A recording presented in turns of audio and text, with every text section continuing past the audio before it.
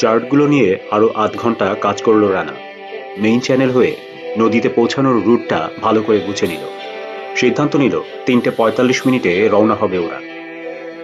ইতিমধ্যে হাত জোর করে আরেকবার ক্ষমা চাইতে এসেছিল গরিলাটা। রানা তাকে ইঞ্জিন রুমে পাঠিয়ে দিয়েছে। সেই যে শুরু হয়েছে, তুমুল বৃষ্টি চলছেই। সত্যি উপকার হবে, বেশি দূর পৌঁছবে না ইঞ্জিনের আওয়াজ। গালিতে এসে লিমাকে পেল রানা। জায়গাটা পরিষ্কার করছে। তার হাতে রেইনকোট আর শক্তিশালী একটা ইলেকট্রিক টর্চ ধরিয়ে দিল রানা। বলল, তোমাকে একটা কাজ করতে হবে। তার আগে চলো ডয়েসকে একবার দেখে আসি। ডয়েস অঘরে ঘুমাচ্ছে। ডেকে বেরিয়ে এসে লিমাকে টর্চ জ্বালতে বলল রানা। টর্চের আলোয় কুয়াশা ও বৃষ্টি দেখল ওরা। লেগুনোর দূর প্রান্তে নলখাগড়ার পাঁচিলও স্পষ্ট হয়ে উঠল। কি কাজ? জিজ্ঞেস করল লিমা। এখানে বোর কাছে থাকবে তুমি, বলল রানা। বোট খুব ধীরে ধীরে এগোবে। আমি যখন বলবো সাইড চ্যানেলগুলো খুঁজবে তুমি। চ্যানেলগুলো খুবই সরু, তবে টর্চের আলোয় দেখতে পাবে। ঠিক আছে? ব্যাস এইটুকুই? শক্ত হয়ে দাঁড়াবে, পড়ে যেও না, সাবধান করল রানা। তখন প্রায় 4টা বাজে। জ্যান্ত হয়ে উঠল ইঞ্জিন। নলখাগড়ার পাঁচিল লক্ষ্য করে এগোচ্ছে ওরা। জঙ্গল পার হয়ে বড় লেগুনে চলে এলো বোট। বাঘ ঘুরে সাগরের দিকে মুখ করল ওরা। কুয়াশা এদিকে আরো গাঢ়। হুইল হাউসের জানালা খুলে দিল রানা। মুখে বৃষ্টির ফোঁটা পড়ছে। একটু পর সাগরের দিক থেকে বাতাস শুরু হলো। নলখাগড়ার বন কাত হয়ে যাচ্ছে। বিভিন্ন আকৃতি পাচ্ছে কুয়াশা। বোটের গতি মন্থর, যেন অত্যন্ত সাবধানে অন্ধকারে নাক গলাচ্ছে। ইঞ্জিনের আওয়াজ ভোঁতা। কিছুক্ষণ পর পর চার্টে চোখ বুলাচ্ছে রানা। সামনে এবার একটা সাইড চ্যানেল পড়ার কথা। জানালার দিকে ঝুঁকে গলা চড়িয়ে বলল, বাম দিকে নজর রাখো লিমা। কয়েক মিনিট পেরিয়ে গেল। টর্চের আলোয় লিমার চোখে কিছু ধরা পড়ছে না। তারপর রানাকে চমকে দিয়ে চেঁচিয়ে উঠল লিমা, বায়ে! দ্রুত হুইল ঘোরালো রানা। বোটের বো নলখাগড়ার পাঁচিলে ঘষা খেল। একটু পরই বোট সিধে করে নিল ও। নতুন কোর্স ধরে আবার এগোচ্ছে বৃষ্টি। বড় ধরনের কোনো অঘটন ছাড়াই এভাবে আরো 3বার বাঘ ঘুরল ওরা। একবার অবশ্য নলখাগড়ার ভেতর নাক গুজে দিল বোট। বাধ্য হয়ে ইঞ্জিন রিভার্স করতে হলো হেগেনকে। সময় কিছুটা নষ্ট হলো, তবে তাতে কিছু আসে যায় না। ধীরে ধীরে ম্লান আলো ফুটল আকাশে। কুয়াশা আর বৃষ্টি চেনা যাচ্ছে। জানালার দিকে ঝুঁকে লিমাকে বলল রানা, আমি এখন দেখতে পাচ্ছি, তুমি ডয়েসের কাছে ফিরে যাও। বৃষ্টি আর কুয়াশা বাধা সৃষ্টি করায় 20 গজের বেশি দেখা যাচ্ছে না। তবে নলখাগড়ার বন পিছিয়ে যেতে শুরু করেছে। দ্রুত চওড়া হচ্ছে চ্যানেল। চ্যানেলের পানিতে এখন ঢেউ দেখা যাচ্ছে, বাতাসের গতিও বাড়ছে। রানার মনে কোনো সন্দেহ নেই, মেইন চ্যানেলে পৌঁছেছে ওরা।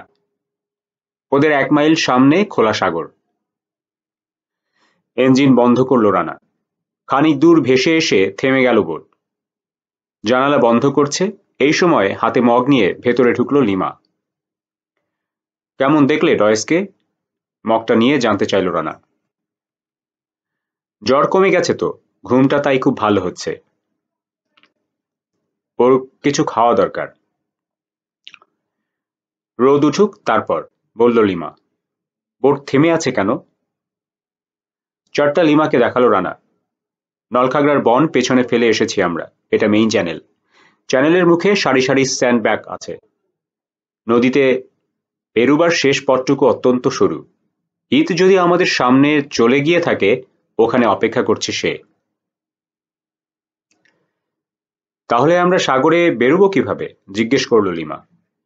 বেরুতেই তো চাইছেন না আপনি, তাই না?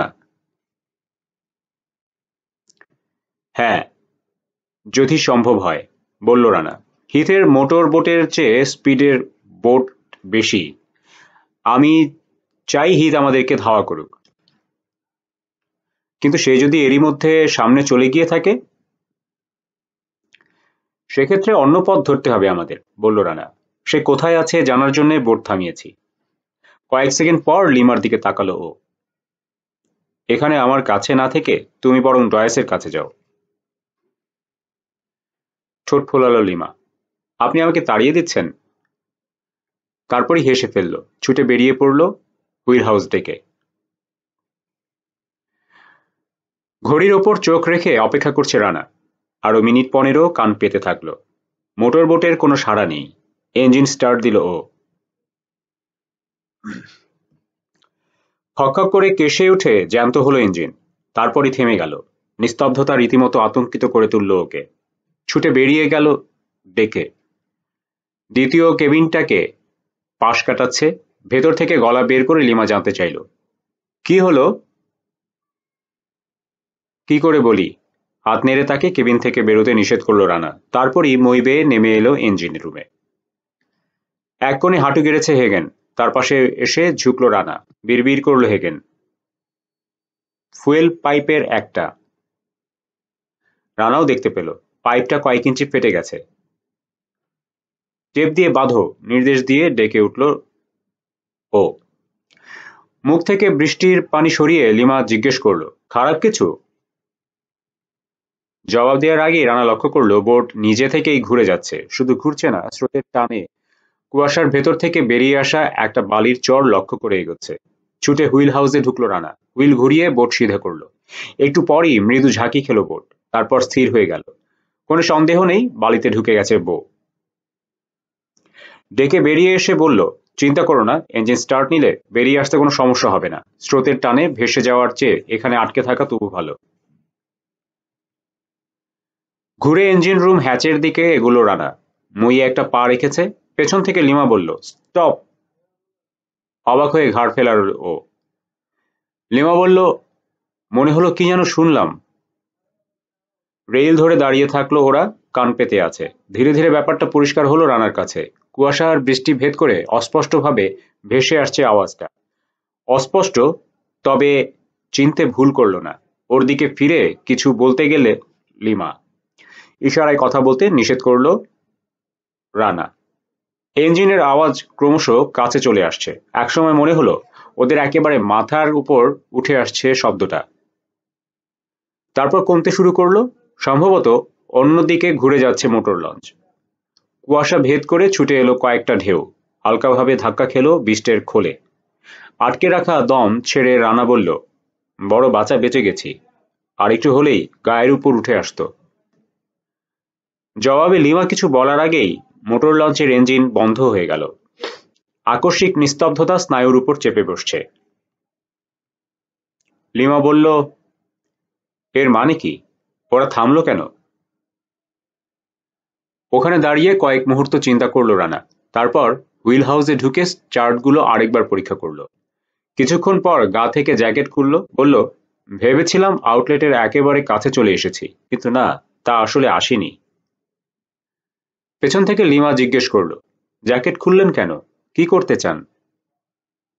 জুতো খুলে লিমাকে পাশ কাটিয়ে ডেকে বেরিয়ে এলো রানা। কি ব্যাপার, কথা বলছেন না কেন? ডেক বরফের মতো ঠান্ডা। কাঁপুনি ধরে গেল রানার। একটু সাঁতরে আসি, বলল ও। চিন্তা করো না, যা করছি বুঝেই করছি। রেল টপকে পানিতে নামলো। ঠান্ডা ছ্যাঁকা লাগলো গায়ে। পায়ে বালির স্পর্শ পাচ্ছে। লিমার দিকে মুখ তুলে হাসলো ও। তারপর ঘুরে গেল।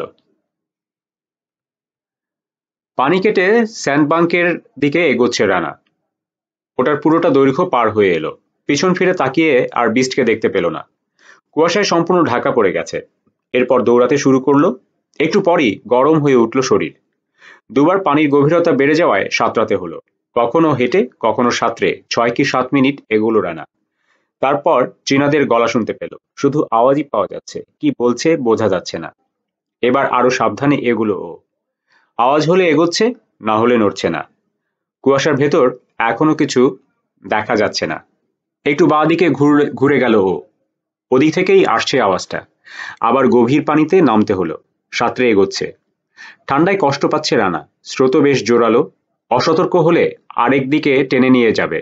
বড় বেশি ঝুঁকি নেওয়া হয়ে যাচ্ছে। ফেরার জন্য ঘুরতে হবে। সামনের কুয়াশায় ঝুলে থাকতে দেখলো একটা আকৃতি। রেড ড্রাগনের মোটর লঞ্চ। কয়েক মুহূর্ত ভেসে থাকলো রানা। খুঁটিয়ে দেখলো, তারপর ঘুরে ফিরতি পথ ধরল। স্রোতের টান উপেক্ষা করে সাঁতার কাটতে দম ফুরিয়ে আসছে রানার। একবার মনে হলো দিক নির্ণয়ে ভুল করে বসেছে, তবে একটু পরই অগভীর পানিতে চলে এলো। ওর সামনে উঁচু হলো স্যান্ডবাঙ্ক। ছুটতে শুরু করলো ও। কয়েক মিনিট পর ফেলে যাওয়া নিজের পায়ের ছাপ খুঁজে পেল। বিশ্রামের জন্য থেমেছে। অকস্মাৎ স্বগর্জনে জ্যান্ত হলো মোটর লঞ্চ। ইঞ্জিনের আওয়াজ ধীরে ধীরে সাগরের দিকে সরে গেল। আবার ছুটল রানা। পা দুটো পানি ছিটাচ্ছে। জোয়ার শুরু হওয়ার ডুবে যাচ্ছে স্যান্ডবাঙ্ক। বোটে ফিরে আসতে হিসেবের চেয়ে বেশি সময় লেগে গেল। কুয়াশা আগের চেয়ে একটু গাঢ় হয়েছে। আশপাশেই কোথাও আছে বোট, কিন্তু দেখতে পাচ্ছে না। একবার ভাবলো চিৎকার করে, তবু ঝাঁকুনিটা নিল না। একটু পর হেগেন আর লিমার গলা পেল। সেদিকে 10 গজ এগোতেই কুয়াশার ভেতর দেখতে পেল বোট। ওরা দু একজন মূর্তির মতো স্থির হয়ে আছে ডেকে। ওদেরকে প্রায় ধাক্কা দিয়ে হুইল হাউসে ঢুকলো রানা। চার্টের ভাঁজ খুলে ঝুঁকে পড়ল।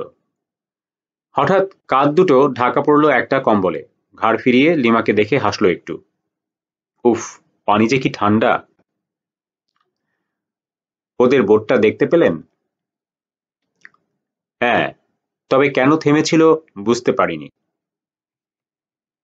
কোথায় গেল? এখনো আমাদের জন্য নদীর মুখে অপেক্ষা করবে। আমাদের জন্য দুঃসংবাদ, হুইল হাউসের দরজা থেকে বলল হেগেন। ইঙ্গিতে তাকে কাছে ডাকলো রানা। তারপর চার্টে একটা আঙুল রেখে বলল, এখানে একটা চ্যানেল আছে। কোথাও কোথাও পানি খুব কম, তবে জোয়ার শুরু হওয়ায় অসুবিধে হবে না। আরো একবার পানির ওপর দিয়ে হাঁটতে হবে আমাকে। কেন? জিজ্ঞেস করলো লিমা। আপনার তো নিউমোনিয়া হয়ে যাবে। পানিতে নেমে গভীরতা মাপতে হবে, বলল রানা। এই চার্টের উপর বিশ্বাস রাখা যায় না। তাছাড়া বালির চর প্রায়ই জায়গা বদল করে। নতুন এই চ্যানেল ধরে গেলে আমরা কি কর্নেলকে পুরোপুরি এড়াতে পারবো? জানতে চাইল হেগেন। সাগরের যেখানে আমরা বেরোবো, মেইন চ্যানেল সেখান থেকে বেশি দূরে নয়, বলল রানা। ঘুরিয়ে উত্তর দিচ্ছে, ওদেরকে জানাতে চাইছে না যে ম্যাট হিথকে এড়াবার কোনো ইচ্ছেই ওর নেই। হেগেন বলল, পাইপটা জোড়া লাগিয়েছি, কিন্তু কতক্ষণ টিকবে বলা কঠিন। যেখানেই যেতে চাই তাড়াতাড়ি রওনা হওয়াই ভালো। হুইল ধরো হেগেন, তার কাঁধ চাপড়ে দিয়ে বলল রানা। আমি পানিতে থাকছি, তুমি আমাকে অনুসরণ করবে। যাই ঘটুক, স্পিড যতটা সম্ভব কমিয়ে রাখবে, আর আমার উপর থেকে চোখ সরাবে না। স্যান্ডবাঙ্কের এই গোলকধাঁধায় আমরা যদি আটকা পড়ি, কুয়াশা সরে গেলে হিতের জন্য সহজ টার্গেট হয়ে যাব। লিমাকে নিয়ে গ্যালি হয়ে দ্বিতীয় কেবিনে ঢুকল রানা। ডয়েসের ঘুম ভেঙেছে দেখে তাড়াতাড়ি কফি করতে চলে গেল লিমা। ফিরে এলো একটা ট্রে নিয়ে। ডিম আর মটরশুঁটি খেলো ডয়েস। কফির সঙ্গে তাকে আরো দুটো ট্যাবলেট খেতে দিল রানা। আমরা কি সাগরের দিকে যাচ্ছি? সরাসরি রানাকে প্রশ্ন করলো ডয়েস। হ্যাঁ। মুচকি একটু হাসলো ডয়েস। ঠোঁটের কোণে আবার সেই পুরনো শ্লেষাত্মক ভঙ্গিটা ফিরে এলো। আমি জানতাম তোমার উদ্দেশ্য ভালো নয়। জ্বর নিয়ে বিছানায় পড়ে আছি, সুযোগটা ভালোই কাজে লাগাচ্ছ। লিমাকে নিশ্চয়ই ৯-৬ কিছু একটা বুঝিয়ে বোকা বানিয়ে রেখেছ, তাই না? একটা দীর্ঘশ্বাস চেপে অসহায় ভঙ্গি করল রানা। লিমা তাড়াতাড়ি রানাকে বলল, আপনি কিছু মনে করবেন না, ও ঠাট্টা করছে। ডয়েসের দিকে ফিরল সে। কৃত্রিম চোখ রাঙিয়ে বলল, এই বাজে স্বভাবটা তুমি কি ছাড়তে পারবে না? মিছিমিছি মানুষকে খোঁচা মারো কেন? মিছিমিছি? ডয়েস কপালে চোখ তুলল। তুমি দেখো লিমা, তোমার সব সোনা নিয়ে কেটে পড়বে রানা। লিমা হেসে ফেলল। তুমি হাসছো? ডয়েসকে আহত মনে হলো। তাহলে বলি, জ্বরের মধ্যে কি বলেছিল? জিজ্ঞেস করল লিমা। বলছিলে মাসুদ রানা মহৎ প্রাণ, শুরু থেকেই জানি। সবার ভালো করার একটা কঠিন রোগ আছে ওর। এসব কথা আমি বলেছি?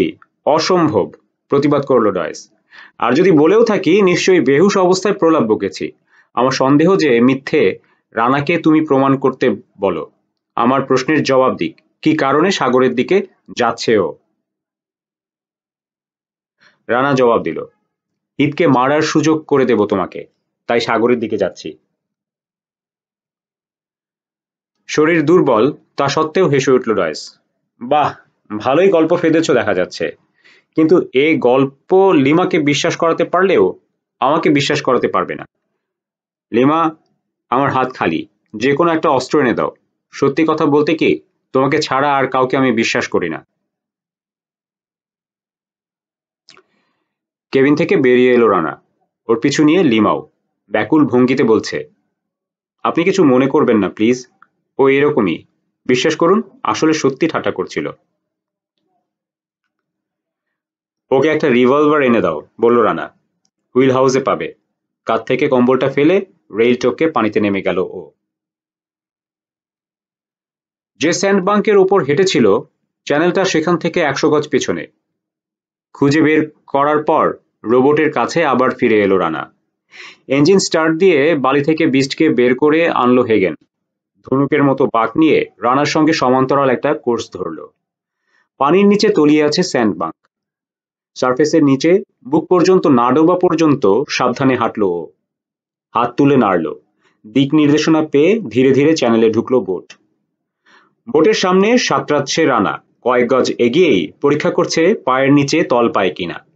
এঁকে বেঁকে এগিয়েছে চ্যানেল, ওর পিছু নিয়ে সাবধানে আসছে বোট।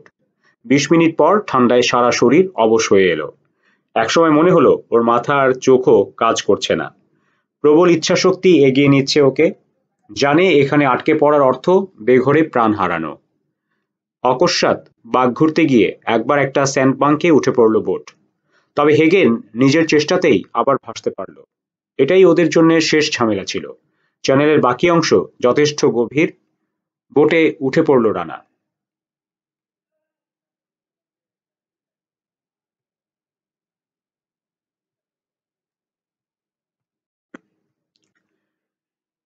ফুল স্পিড অ্যাহেড, নির্দেশ দিল ও। ওর কাঁধে কম্বলটা আবার জড়িয়ে দিচ্ছে লিমা। শব্দ হয় হোক, গ্রাহ্য করার দরকার নেই। ইয়েস বস, থুরি ফ্রেন্ড, বলে সেলুট করল হেগেন। কেবিনে ফিরে কাপড় পাল্টালো রানা, গায়ে সোয়েটার চড়ালো। নিন, ধরুন। ভেতরে ঢুকে ওর হাতে কফির মগ ধরিয়ে দিল লিমা। কিভাবে যে এখনো বেঁচে আছেন সেটাই আশ্চর্য। গোটা বর থরথর করে কেঁপে উঠল, ফুল পাওয়ারে ছুটছে। খোলা দরজা দিয়ে বাইরে তাকালো রানা, ঠোঁটের কোণে ক্ষীণ হাসির রেখা। ইঞ্জিন রুমে নেমে এসে হেগেনকে এক কোণে হাঁটু গেড়ে থাকতে দেখল রানা। বাতাসে তেল পোড়ার গন্ধ। হেগেনের প্রকাণ্ড মুখ ফ্যাকাশে দেখাচ্ছে ভয়ে। কি ঘটল, জিজ্ঞেস করল রানা। তেল চিটচিটে ন্যাকড়া দিয়ে কপালের ঘাম মুছল হেগেন। ফাটলটা আরো লম্বা হয়েছে, ম্লান গলায় বলল সে। ইঞ্জিনের ভাইব্রেশনের কারণে। আমি জানতাম এরকম ঘটবে। ন্যাকড়া দিয়ে পাইপটা পরিষ্কার করল রানা, উদ্দেশ্য ফাটলটা পরীক্ষা করা। ডেকের ওপর বসে পড়ল ও। এ তো দেখছি সিরিয়াস অবস্থা। হেগেনকে দেখে মনে হলো কেঁদে ফেলবে। তুমি বলে দাও কি করব এখন। হ্যাচের ভেতর মাথা গলিয়ে লিমা বলল, ডয়েস জিজ্ঞেস করছে ত্রুটিটা কি তাড়াতাড়ি মেরামত করা সম্ভব। কাঁধ ঝাঁকিয়ে রানা বলল, এখনই বলা যাচ্ছে না, আশপাশে কিছু ঘটছে। মাথা নাড়ল লিমা। না, মোটর লঞ্চের শব্দও শুনছি না। দ্রুত একটা সিদ্ধান্তে এলো রানা। পাইপ খুলে ঝালাই করতে কতক্ষণ লাগবে। ভুরু কুঁচকে মাথা নাড়ল হেগেন। খুলতেই তো বেরিয়ে যাবে 10 মিনিট। ঝালাই করি বা জোড়া লাগাই আরো 20 মিনিট। 10 মিনিট লাগবে ফিট করতে। 40 মিনিট। ঠিক আছে, তাই করো। প্রতিবাদ করতে যাচ্ছিল হেগেন, থামিয়ে দিল রানা। সময় নষ্ট করো না হেগেন, হাত চালাও। হ্যাচ গলে ডেকে উঠে এলো ও। লিমা বলল, শুনুন, মনে হলো কি যেন শুনলাম। ঢেউয়ের মাথায় চড়ল বোট। বো থেকে পানির কলকল আওয়াজ আসছে। রেল ধরে দাঁড়িয়ে থাকলো রানা, কান খাড়া। আওয়াজটা অনেক দূর থেকে ভেসে আসছে, এখনো অস্পষ্ট। সন্দেহ নেই, ইঞ্জিনেরই শব্দ। হুইল হাউসের দিকে এগোলো রানা। হেগেনকে যতটা সম্ভব কম শব্দ করতে বলো। হুইল হাউসে ঢুকে সাবমেশিন গানটা বের করলো, আবার ডেকে ফিরে এসে রেইলের সামনে দাঁড়ালো। ইঞ্জিনের আওয়াজ ক্রমশ কাছে সরে আসছে। হ্যাচ গোলে ডেকে উঠে এলো লিমা। Mat Heath? মাথা ঝাঁকালো রানা। সম্ভবত, নিশ্চয়ই আমাদের আওয়াজ পেয়েছে। না পাবার তো কোনো কারণ নেই, বলল লিমা। কি করবে সে? চিন্তা করলো রানা, তারপর বলল, ও জানে দুটোর একটা ঘটেছে, হয় আমরা অচল হয়ে পড়েছি, নয়তো কারো জন্য অপেক্ষা করছি। তবে আমরা কোথায় আছি সে সম্পর্কে স্পষ্ট কোনো ধারণা নেই তার। কুয়াশার ভেতর বারবার আসা যাওয়া করতে হবে, তা না হলে আমাদেরকে দেখতে পাবে না। ঘাড় ফিরিয়ে কুয়াশায় ঢাকা সাগর দেখার চেষ্টা করলো লিমা। মোটর লঞ্চের আওয়াজ বাড়ছে তো বাড়ছেই। উত্তেজিত রানা ভাবল হিতকে রেঞ্জের মধ্যে পাওয়া যাবে।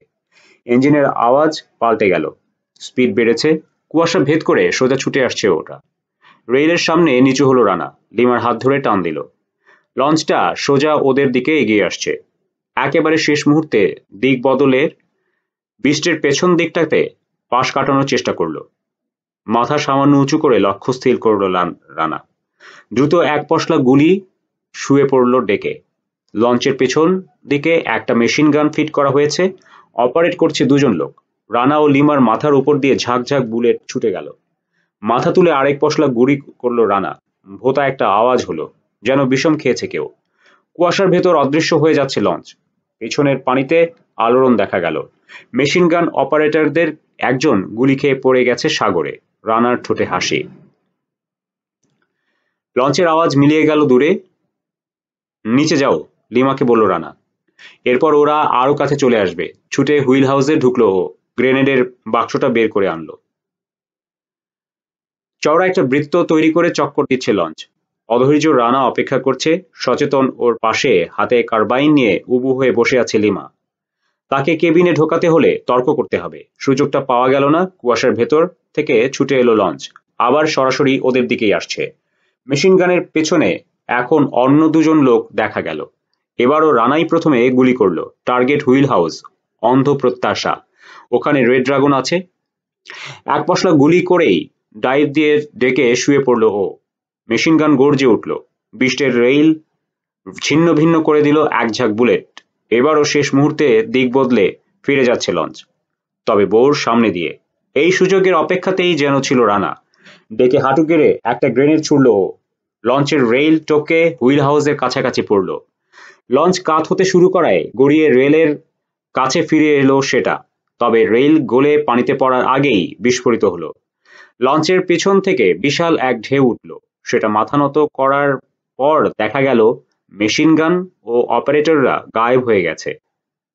কুয়াশার ভেতর হারিয়ে গেল লঞ্চ। আবার জমাট নিস্তব্ধতা নেমে এলো মোহনায়। মুখ থেকে রক্ত মুছল লিমা, বলল, সম্ভবত স্প্লিন্টার লেগেছে। ঝট করে ঘুরল রানা। কই, দেখতে দাও আমাকে। ঠোঁটের কোণ থেকে 1 ইঞ্চি দূরে ক্ষতটা। হুইল হাউসে এসো, প্লাস্টার লাগিয়ে দিই। ইঞ্জিন রুমের হ্যাচ আর কেবিনের দরজা থেকে একযোগে মাথা বের করল ডয়েস ও হেগেন। হেগেনই প্রথম কথা বলল, আমরা অক্ষত আছি তো, ফ্রেন্ড? নিজের কাজ করো, যাও, ধমক দিল রানা। হ্যাচের ভেতর নেমে গেল প্রকাণ্ড মাথাটা। এই যে তুমি, ডয়েসকে বলল রানা। কে তোমাকে বাং থেকে নামতে বলেছে? কি হয়েছে ওর? ডয়েসের চোখে উদ্বেগ। তেমন কিছু না, স্প্লিন্টার লেগেছে। ডয়েসের দিকে ভালো করে তাকালো রানা। প্লাস্টার লাগাতে হবে, পারবে? টলতে টলতে কেবিন থেকে বেরিয়ে এলো ডয়েস। তিনজনই হুইল হাউসে ঢুকলো ওরা। সদ্য ভাঙা একটা দেরাজ থেকে সার্জিক্যাল টেপ এর বাক্সটা বের করে ডয়েসের হাতে ধরিয়ে দিল রানা। একটা স্ট্রিপ কেটে লিমার ক্ষতটায় লাগিয়ে দিল ডয়েস। তার হাত কাঁপছে দেখে শঙ্কিত দৃষ্টিতে রানার দিকে তাকালো লিমা। তোমরা দুজনেই কেবিনে থাকো, বলল রানা। আমি একাই সামলাতে পারবো। মাথা নাড়ল ডয়েস। তা হয় না। কোমরে গোজা রিভলভারটা বের করলো সে। লিমা, কার্বাইনটা আমাকে দাও, তুমি এটা রাখো। ডয়েসের কপালে একটা হাত রাখলো লিমা। তুমি প্রলাপ বকছো, আবার তো জ্বর এসে গেছে। ওদেরকে হুইল হাউসে রেখে ডেকে বেরিয়ে এলো রানা। 2 মিনিট পর ডয়েস আর লিমাও বেরোলো। আবার ওরা হামলা করবে, তাই না? জিজ্ঞেস করল ডয়েস। তা করবে, তবে এবার সরাসরি আসবে বলে মনে হয় না, জবাব দিল রানা। প্রথম কারণ, গ্রেনেডটা নিশ্চয়ই ভয় পাইয়ে দিয়েছে। আরো বড় কারণ, বিস্টকে ডুবিয়ে দেওয়ার ঝুঁকি সে নেবে না। বিস্ট নেই তো সোনাও নেই। এতক্ষণে বোঝা গেল সাগরে কেন আপনি বেরোলেন। হঠাৎ উদ্ভাসিত হয়ে উঠল লিমার মুখটা। আপনি রেড ড্রাগনের জন্য একটা ফাঁদ তৈরি করেছেন।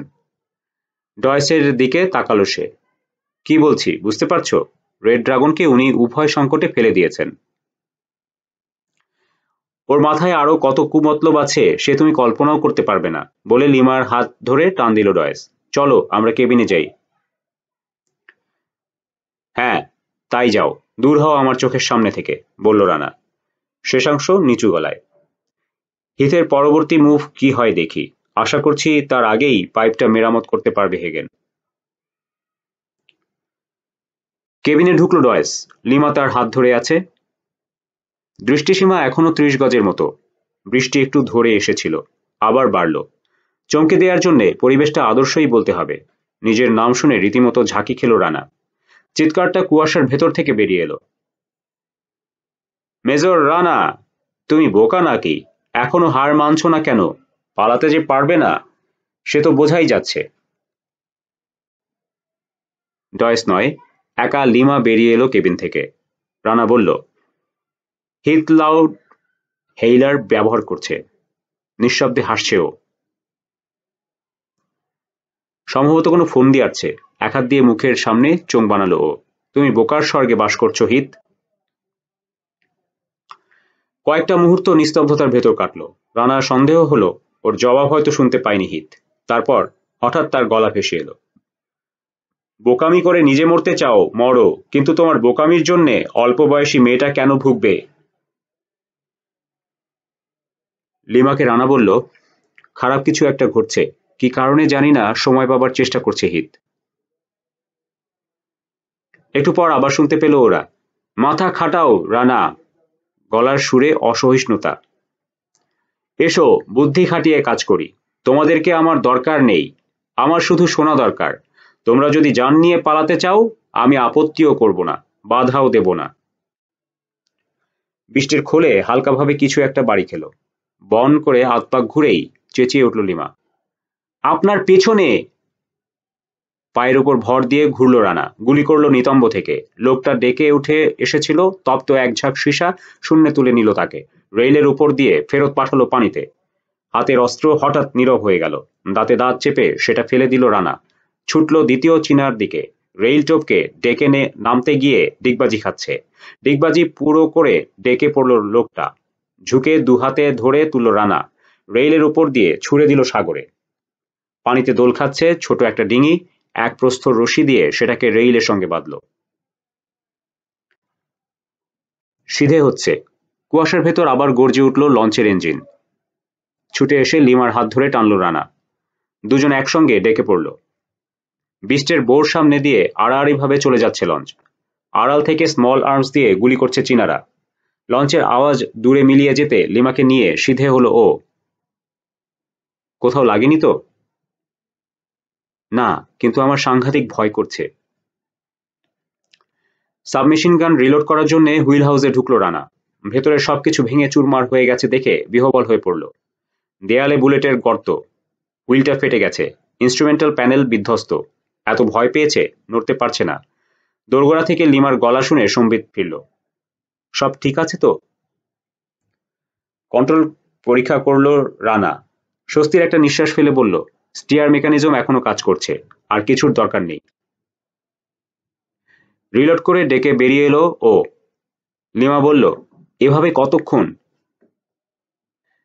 কিছু বলতে যাবে রানা, লাউড হেইলার আবার জ্যান্ত হয়ে উঠল। এখনো কি তুমি গোয়ার্তুমি করবে রানা? রানা জবাব দিচ্ছে না। পরিষ্কার বোঝা যাচ্ছে অচল হয়ে পড়েছ তোমরা। তবে আমি উদারতার পরিচয় দিতে চাই।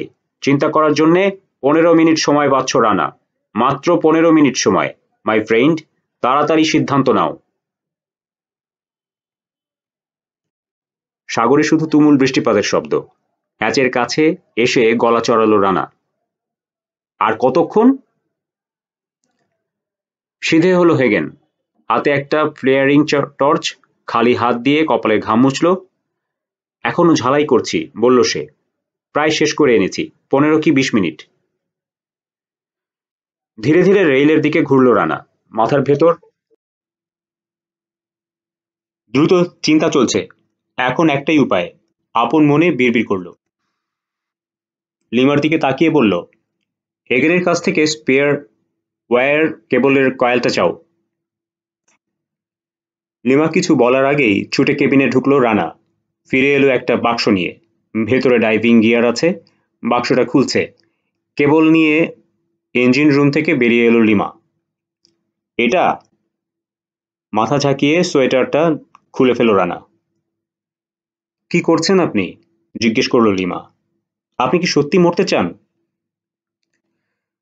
হাতে অ্যাকুয়ালাঙের স্ট্র্যাপ গলাল রানা। আর কোনো উপায় নেই লিমা। রানার মনে হলো তর্ক করবে লিমা। দেখলো ঢিল পড়ল পেশিতে। ঠিক আছে, আপনার যা ভালো বোঝেন তাই করুন। স্ট্র্যাপগুলো বাঁধতে শুরু করলো লিমা। তৈরি হবার পর রানা বলল, কি করতে হবে বলে দিচ্ছি। সময় নেই, রিপিট করতে পারবো না। কেবলের একটা প্রান্ত কবজিতে বাঁধব। আমি রওনা হলে ধীরে ধীরে ছাড়বে। আমার সঙ্গে প্লাস্টিক এক্সপ্লোসিভ আছে। রেড ড্রাগনকে চিরকালের জন্য ঘুম পাড়াতে যাচ্ছি। ঈশ্বর তোমার মঙ্গল করুন, বিড়বিড় করল লিমা। কেবলের ডিটোনেটর আটকে কবজিতে জড়ালো রানা। এক্সপ্লোসিভ সহ বেলটা কোমরে পড়ল। পানিতে নেমে লিমার দিকে তাকালো একবার। শিউরে উঠল লিমা, জোর করে হাসল একটু। ভালভ অ্যাডজাস্ট করে নিয়ে পানির নিচে তলিয়ে গেল রানা।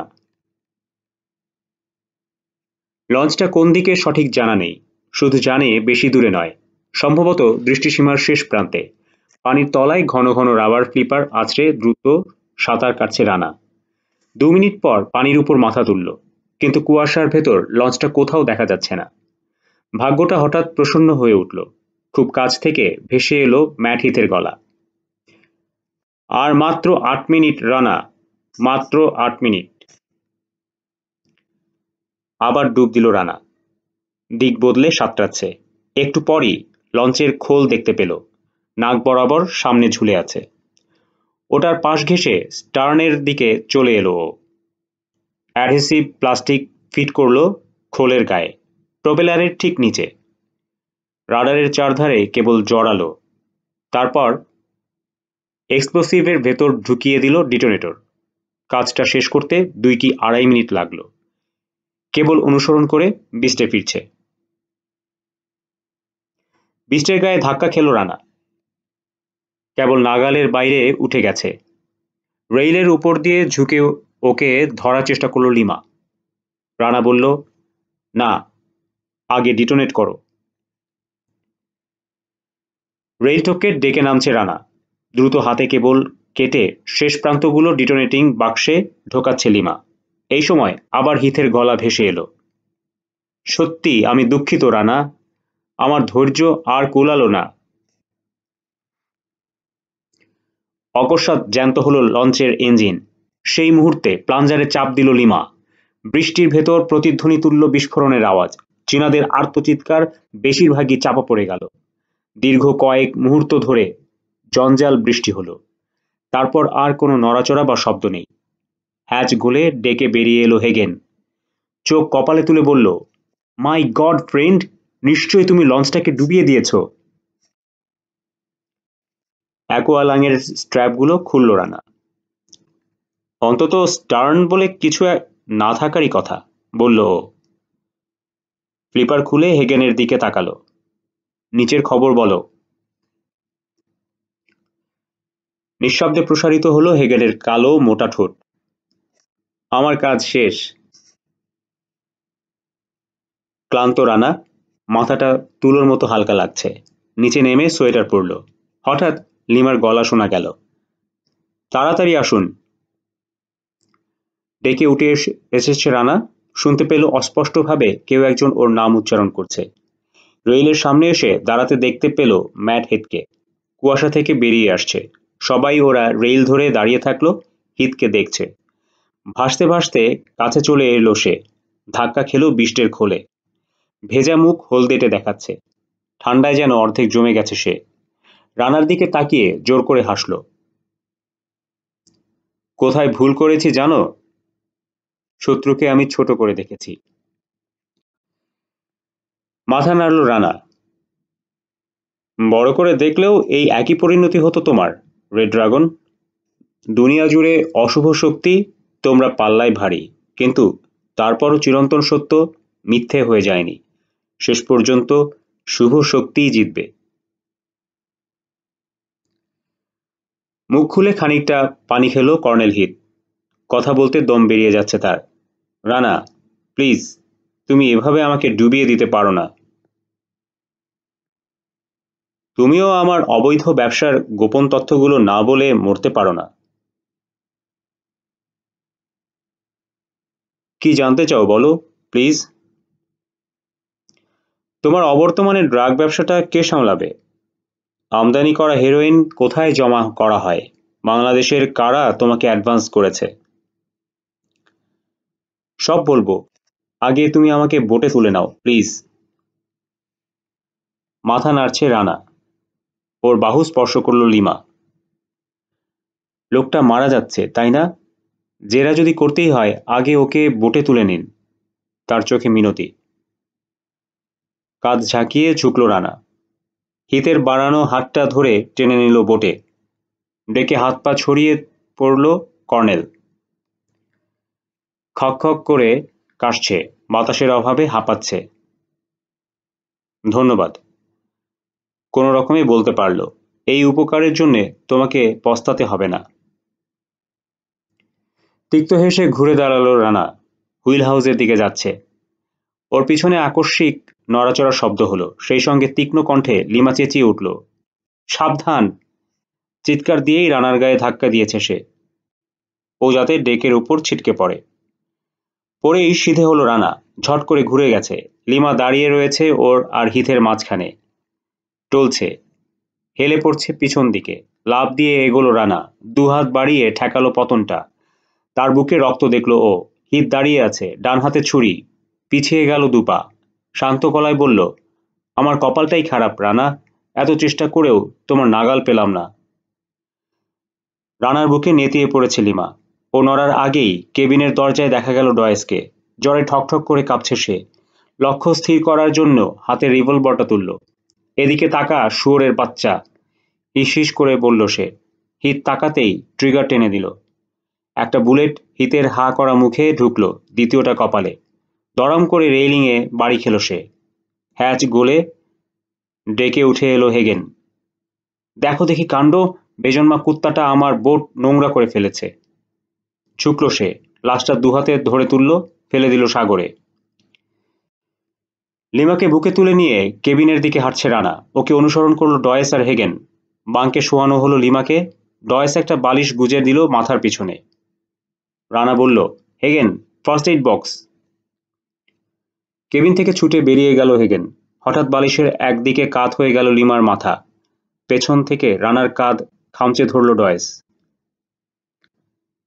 এত উতলা হয়ে না তো, ধমক দিল রানা। ও জ্ঞান হারিয়ে ফেলেছে। কাঁধ থেকে হাতটা সরিয়ে নিল ডয়েস। বাঙ্কের শেষ প্রান্তে এসে হাঁটু গেড়ে বসল। লিমার পা দুটোয় হাত বোলাচ্ছে। সার্জিক্যাল কাঁচি দিয়ে লিমার সোয়েটার কেটে ফেলল রানা। শার্টটাও কাটতে হলো অত্যন্ত সাবধানে। ধীরে ধীরে রক্তভেজা কাপড়ের আবরণ সরানো হলো। ক্ষতটা উন্মোচিত হতেই আটকে উঠল হেগেন। তুলো দিয়ে রক্ত মুছে ক্ষতটা পরীক্ষা করল রানা। ও আসলে লাকি। ঘাড় ফিরিয়ে ডয়েসকে বলল। ছুরিটা কলার বনে লেগে সরে গেছে অন্যদিকে। ক্ষতটা লম্বা, বাম কাঁধ থেকে স্তন পর্যন্ত। লিমার পা ছেড়ে রানার পাশে এসে দাঁড়ালো ডয়েস। ক্ষতটা দেখে চোখ বন্ধ করলো, দরদর করে ঘামছে। হেগেন, ইঞ্জিন স্টার্ট দাও, বলল রানা। আমি আসছি। হেগেন ছুটল। ব্যস্ত হাতে ক্ষতটায় ব্যান্ডেজ বাঁধল রানা। লুপটা বগলের তলা দিয়ে ঘাড়ে পড়ালো। অনড় পড়ে আছে লিমা, এক চুল নড়ছে না। নজর রাখো, ডয়েসকে আদেশ দিয়েই কেবিন থেকে বেরিয়ে এলো রানা। ডেকে পা দিয়েছে, বিস্টের ইঞ্জিন জ্যান্ত হয়ে উঠল। সাগরে প্রবল বাতাস, ঢেউয়ের মাথায় সাদা ফেনা দেখা যাচ্ছে। প্রবল আলোড়ন উঠেছে ঘন কুয়াশায়।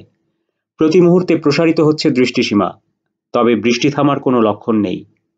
হুইল হাউসে ঢুকে হেগেনকে সরিয়ে নিজের হাতে হুইল নিল রানা।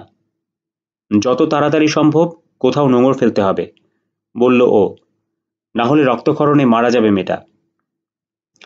কি করতে চাও তুমি?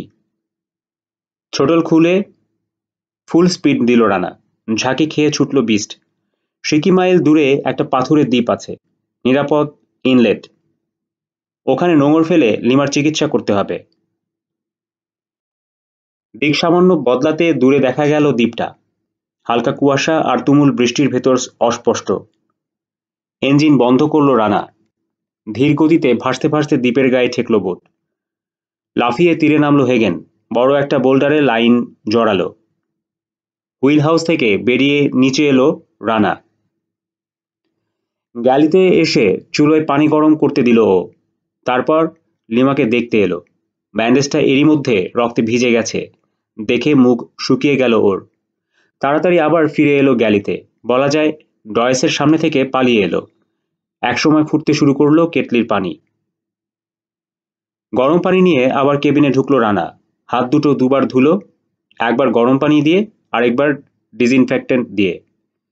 লিমার মাথার কাছে দাঁড়িয়ে রয়েছে হেগেন, পায়ের কাছে ডয়েস। কি করবে তুমি? জিজ্ঞেস করলো ডয়েস। সেলাই, সংক্ষেপে জবাব দিল রানা। বাঙ্কের কিনারায় বসে ব্যান্ডেজ কাটতে শুরু করলো। ধীরে ধীরে চোখ মেলল লিমা। দুর্বল গলায় জিজ্ঞেস করলো, ডয়েস কোথায়? তুমি ওকে চিনতে ভুল করেছ, বলল রানা। ওটা একটা কাপুরুষ, কাঁদছে। মাথা নাড়ল লিমা। আপনি ওর মতো শুরু করলেন? হাসতে চেষ্টা করল লিমা। আপনি খুব ভালো করেই জানেন ডয়েস কাপুরুষ নয়, ও আমার জন্য কাঁদছে। একটু থেমে জিজ্ঞেস করলো, কাঁদার কি প্রয়োজন আছে? কি হয়েছে আমার? সত্যি কথা বলুন, আমি বাঁচব না? লিমার হাতটা ধরে রেখা পরীক্ষা করার ভান করল রানা। এখানে দেখতে পাচ্ছি 1 ডজন ছেলেপুলে হবে তোমাদের। তারপর চোখ রাঙালো। একটুও নার্ভাস হবে না, সব আমার উপর ছেড়ে দাও, ঠিক আছে? হেগেন বলল, খানিকটা দাগ অবশ্য থেকেই যাবে।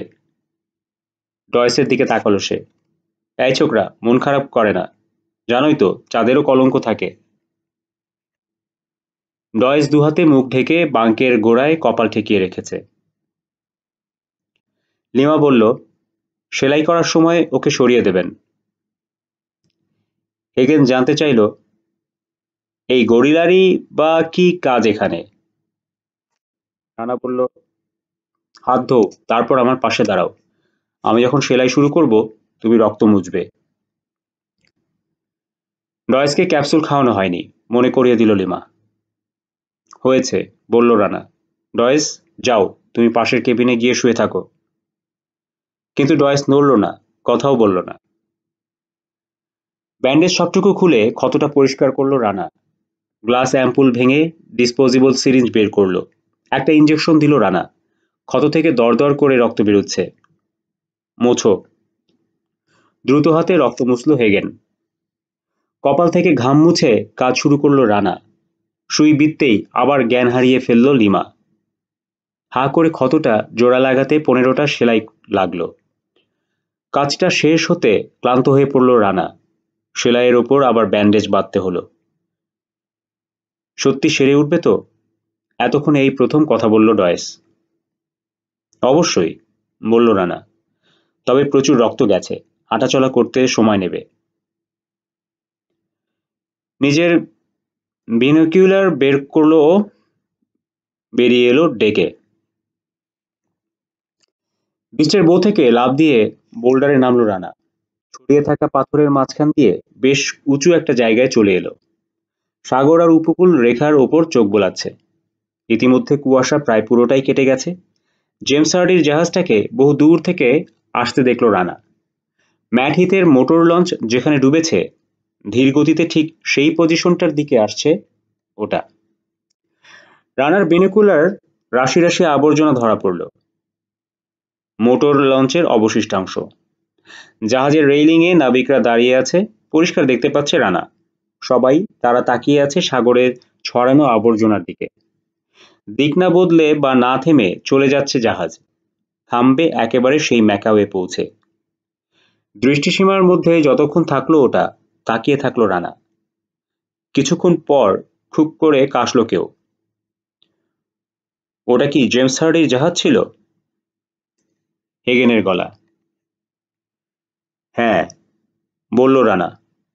বোল্ডার থেকে নামলো ও, ওর পিছু নিল হেগেন। ফ্রেন্ড, একটা প্রশ্ন, বলল সে। বলো। আমরা কি ম্যাকাওয়ে ফিরে যাচ্ছি? ম্যাকাওয়ে? হ্যাঁ, আমি আর তুমি। ম্যাকাওয়ে আরো কিছু কাজ আছে আমার। আর ওরা? জিজ্ঞেস করলো হেগেন।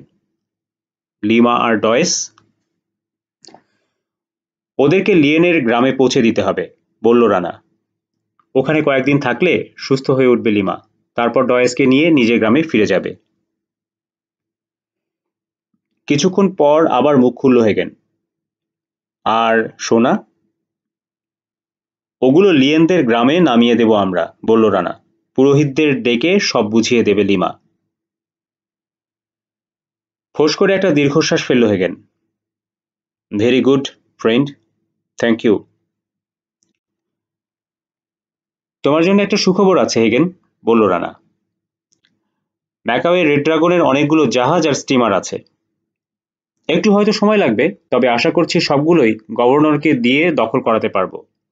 আমি সুপারিশ করব ওরা যেন অন্তত একটা জাহাজ পুরস্কার হিসেবে দেয় তোমাকে। পুরস্কার? রেড ড্রাগনকে খতম করার পেছনে তোমার অবদানও কম নয় হেগেন, বলল রানা। যতই তুমি মদ খাও। কিছুক্ষণ কল্পনায় দেখলো হেগেন জাহাজটা। আবার ফিরে পেয়েছে সে নিজের জাহাজ। তারপর বিব্রত সুরে বলল, আমি কিন্তু টাকা বা পুরস্কারের লোভে তোমার সঙ্গে আসিনি ফ্রেন্ড। মিসেস পাটনায়ক বললেন তুমি একজন সৎ লোক, অন্যায়ের বিরুদ্ধে লড়তে চাও, সাহায্য দরকার। অমনি আমি রাজি হয়ে গেলাম।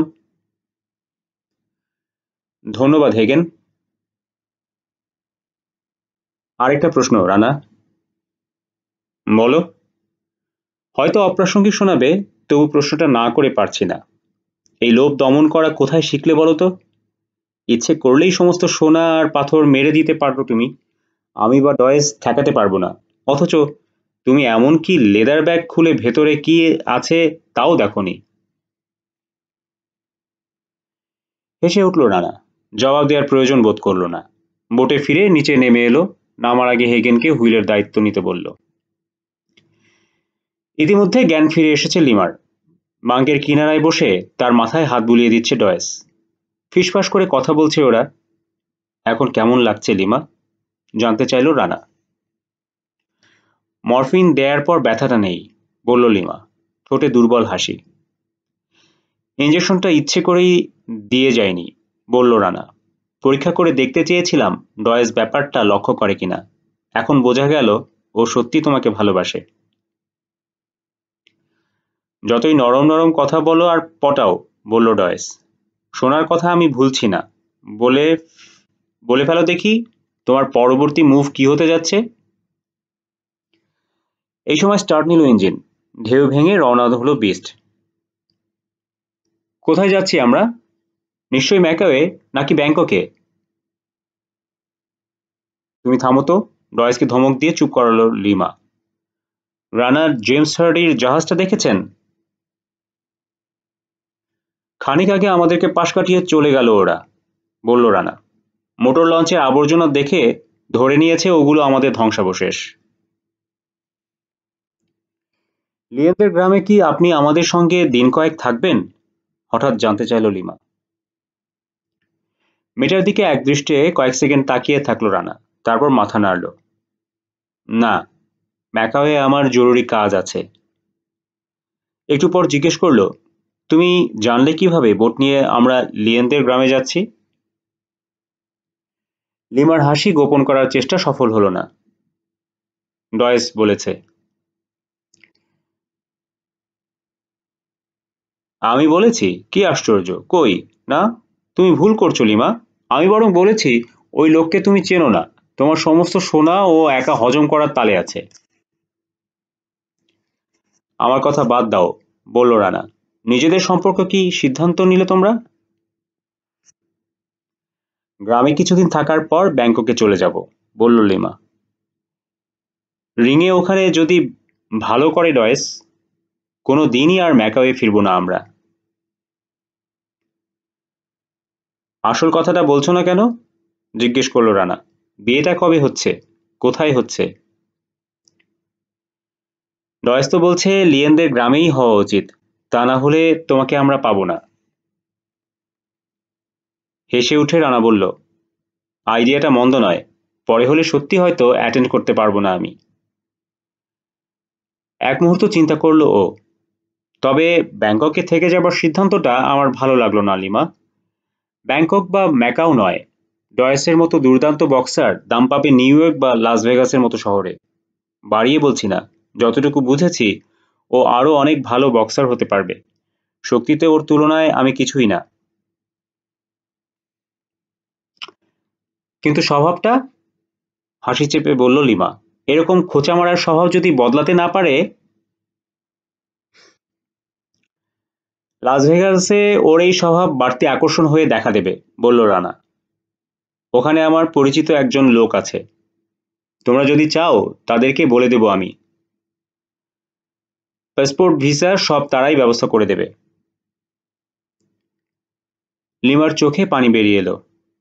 চোখে কি যেন পড়েছে, বলল সে। কিন্তু রানা, আপনি কেন এত কষ্ট করতে যাবেন? দু চোখেই, বলে তার একটা হাত ধরল রানা। কষ্ট করতে যাব কারণ আমার কোনো ছোট বোন নেই। আর একটা কথা লিমা, তোমার সিদ্ধান্তে আমি খুশি। আচরণ দেখে যাই মনে হোক, ডয়েস সত্যি ভালো ছেলে। ও তোমাকে সুখী করবে। এসব কথার নিশ্চয়ই অন্য কোনো অর্থ আছে। বাং থেকে নেমে সিধে হলো ডয়েস। লিমা রাগ করবে তাই কিছু বলছি না। কেবিন ছেড়ে বেরিয়ে এলো সে। আপনি সত্যি মনে করেন আমরা সুখী হব? জিজ্ঞেস করলো লিমা। পাগলটাকে আমি সামলাতে পারবো তো? মরফিন তো বলে অবশ্যই সুখী হবে, জবাব দিল রানা। কেউ যদি তোমাকে ভালোবাসে, তাকে সামলানো কোনো ব্যাপার নাকি? আপনার ঋণ আমরা। লিমার ঠোঁটে একটা আঙুল রাখলো রানা। একদম চুপ, বোকা মেয়ে। পকেট থেকে রুমাল বের করে তার হাতে ধরিয়ে দিল ও।